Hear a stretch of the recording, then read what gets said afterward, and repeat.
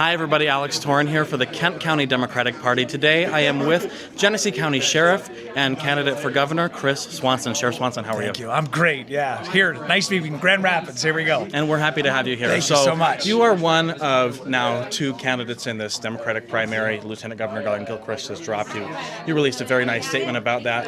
What positions you as the best candidate in this race to succeed Governor Whitmer next year?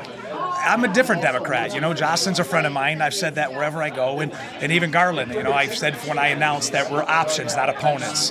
And I think the more Democrats coalesce together and we present our paths, the people will decide what path can get us not just to the primary, but to the general. And so I think that, you know, coming from the working class playbook, somebody from a big county that has just been battle tested with crisis, you know, water crisis and riots and protests, and most recently what's happening with ICE. I think my law enforcement, but I teach at University of Michigan Public Health and I have businesses. It really is a message to try to bring the entire party back with people. And the more people we get, the more majority we have.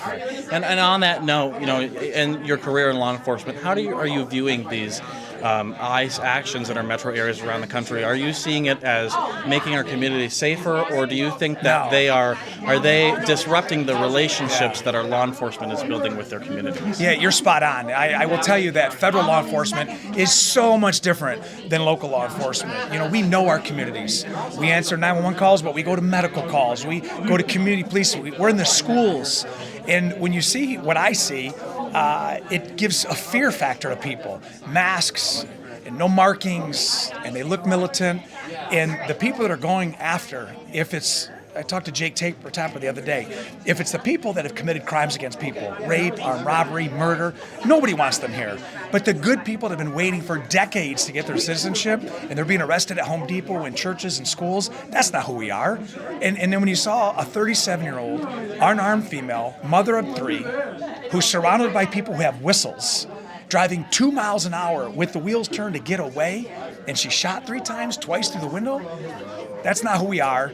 And unless we have a change in philosophy, I'm afraid it may not be the last time we see something like this. And, you know, healthcare is also very front of mind for Michiganders in this election. It always is. What do you see your administration as governor doing to bring those costs down? So obviously there's a direct relationship between the state and the federal government when it comes to healthcare, insurance companies. But number one, health care for everybody. We live in a world that everybody should have basic health care. And when you have threats of taking that away or making health care so unaffordable that people can't pay their premiums and they make those decisions, those are real things. And then you go up to the UP and they don't have the ability to get to places that we have in big cities like Grand Rapids. So you have to look at the whole state, 10 million people from Marquette all the way down to Monroe. If we're going to have a healthcare system, the state of Michigan is going to have to invest in the baseline healthcare. And if the federal government wants to give us the money, fine. I'd rather that. We can do our own system.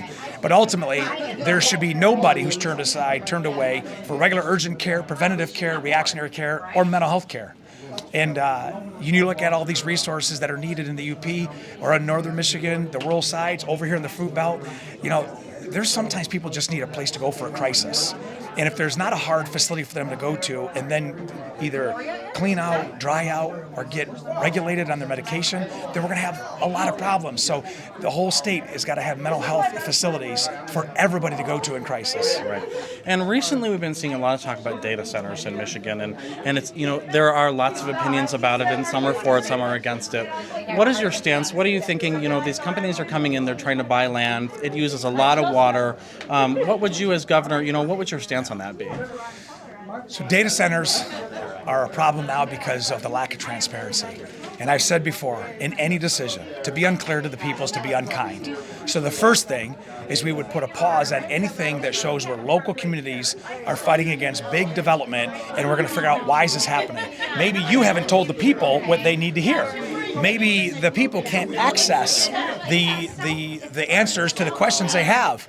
And you look at, you know, what our dear friend Dana Nessel's doing. She's trying to bring up the ideas that, hey, time out. We just want transparency. No NDAs. Don't shut out public comment.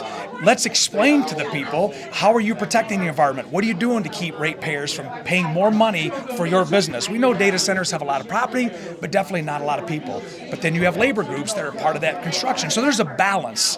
I think there's a lot of things we can do, but when you have two sides that are not communicating and someone shoving it down the throat of the locals, you're going to have exactly what we have. Right, exactly. Sheriff Swanson, thank you. Thank you so much. Thank you.